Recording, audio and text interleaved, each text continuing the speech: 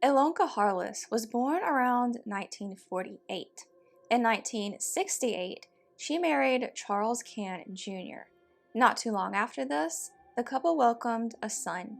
On May 29, 1970, Charles, who was a junior high school teacher, left for work around 7:20 a.m.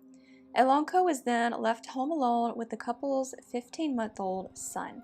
A couple of newspaper articles at the time say Ilonka was last seen around 10 a.m., but the specifics of these alleged sightings aren't clear. When Charles got home around 3:30 p.m., he found his son crying in his crib. There was no sign of Ilonka. He reported her missing the next day, and an extensive search was subsequently conducted. Investigators searched the couple's farmhouse as well as a nearby pond and the surrounding area, but Ilonka was never found. 1 year later, state police said the case was still open, but that there had been no new developments. In 1971, Charles started dating a woman named Grace Brown. She moved in with him later that year. When they split up in 1987, Grace sought a divorce, saying they had been married in 1972. Charles said they were never married. A Pennsylvania court found that the couple had entered into a common law marriage in 1982. They also noted that Ilonka had been missing for over 7 years by this point, meaning she could be declared legally dead, even though she never had been. The divorce was granted. So what happened to Ilonka Cann? Some speculators wonder if she left voluntarily or died as a result of a secret botched abortion.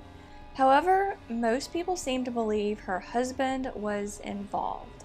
Some suggested Charles and Grace were having an affair while he was still married to Ilonka, and that he killed her so he could be with Grace. Others wondered if he killed Ilonka, who was reportedly pregnant at the time, because he thought she was having an affair and suspected that her unborn child might not be his. One Web Sleuth poster claimed they knew someone who went to the school where Charles taught at the time. According to this poster, there was a rumor that Charles killed Ilonka and put her body in the school's incinerator. A Reddit user wondered if Ilonka might be the Prince George County Jane Doe. This doe was found in December 1972 in a wooded area in Laurel, Maryland. She's thought to be between 20 and 25 years old and had been dead for about a year when her body was found. No evidence has been found that this doe ever gave birth, as Ilonka had, but that evidence easily could have been missed. Did Ilonka make her way to Maryland after going missing only to somehow die a year later? And if so, why did she leave? And what happened to her in the year between going missing and dying? In 2018, police announced they had renewed their investigation into Ilonka's disappearance. This investigation had been going on for a while, and during that time, they had uncovered new information. They've never released this information to the public. DNA samples have been acquired from some of her relatives and put into the National Missing Persons DNA database. Both of Ilonka's parents have died, but as of May 2018, she had at least one sister who was still looking for her. Ilonka Cann was 22 years old when she was last seen at her home in Huntington Mills, Pennsylvania, on May 26, 1970. Ilonka is a white female who was 5 feet 6 inches tall and 122 to 130 pounds at the time of her disappearance, with long blonde hair and blue eyes. She's thought to have been pregnant at the time of her disappearance. She went by the nickname Tootsie and would be 74 years old if alive today. If you have any information about this case, you can contact the Pennsylvania State Police Shickshinny Barracks at 570-542-4117. Nikole Betterson was born around 1975 to Jarrett Betterson and Susan Klingel. Over Labor Day weekend of 1977, 2-year-old Nikole and her parents were in a car accident. She and her dad were fine, but her mom was killed. Within a couple of months of his girlfriend's death, Jarrett Betterson started dating a woman named Barbara. Around Christmas of that year, Jarrett, Barbara, and Nikole visited Bill and Mary Klingel, Susan's parents and Nicole's grandparents, in Dearborn, Michigan.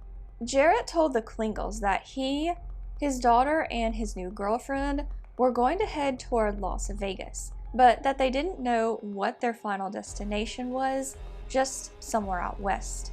The couple reportedly told their friends that they wanted to go to either Las Vegas or California.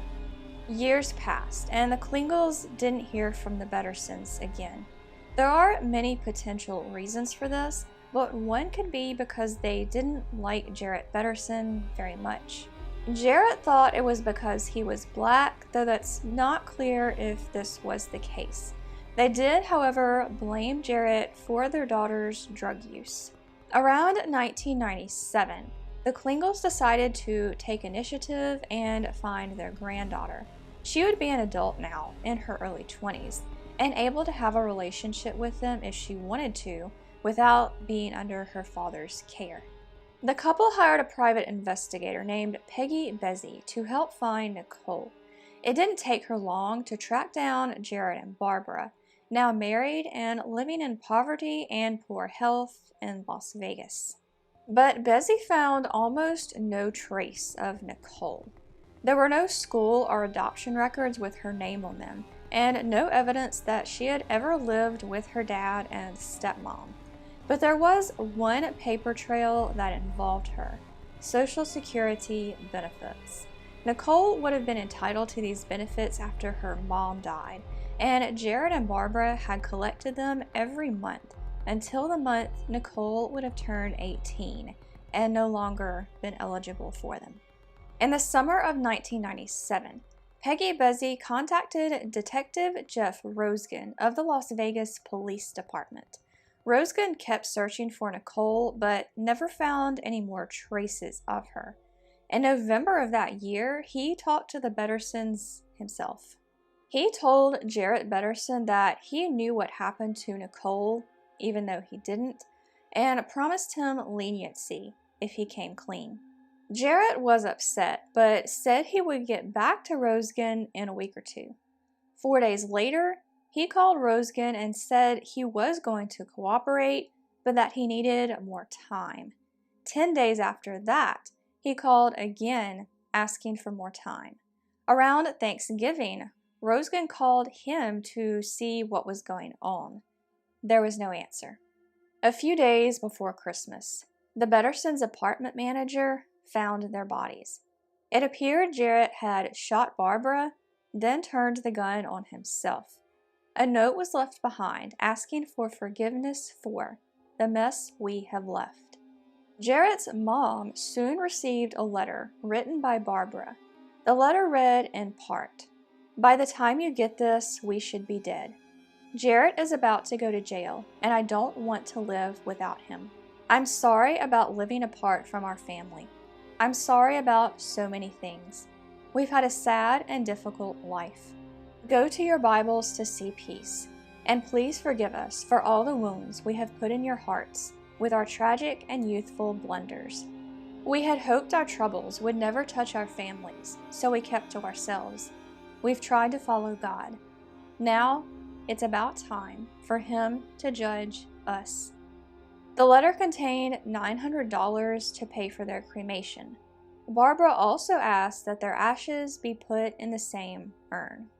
So what happened to Nikole Betterson? Police believe she's probably dead, but they acknowledge it's also possible that she could have been illegally adopted or sold. They wonder if she died on the trip to Las Vegas and her dad and stepmom panicked and buried her somewhere. Others wonder this too, speculating that her death was due to abuse or neglect, or even that she was abandoned or left with someone before reaching Las Vegas. It's also been speculated that she did make it to Las Vegas, but died sometime before starting school, as there are no school records for her.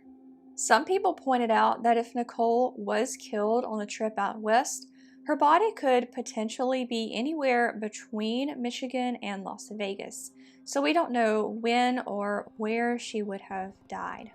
Her remains could be somewhere in one of the towns on this route, buried in a grave as a Jane Doe. Or she could be alive somewhere, unaware of who she really is, or even that she's a missing person. There have been virtually no updates in this case since 1997 that I could find. At that time, police wanted to get DNA from Nikole's mother's relatives to compare it to anyone who came forward believing she was Nikole or to a Jane Doe. Bill Klingel died in 2016 without ever finding out what happened to his granddaughter. Nikole Betterson was 2 years old when she was last seen in Dearborn, Michigan, around Christmas of 1977. Nikole is a biracial female who is about 2 feet 7 inches tall and 26 pounds at the time of her disappearance, with black or brown hair. If alive today, she would be about 47 years old. If you have any information about this case, you can contact Detective Jeff Roskin of the Las Vegas Police Department at 702-229-3521. You can also email coldcasecoroner@lvmpd.com. As always, this information can also be found in the description.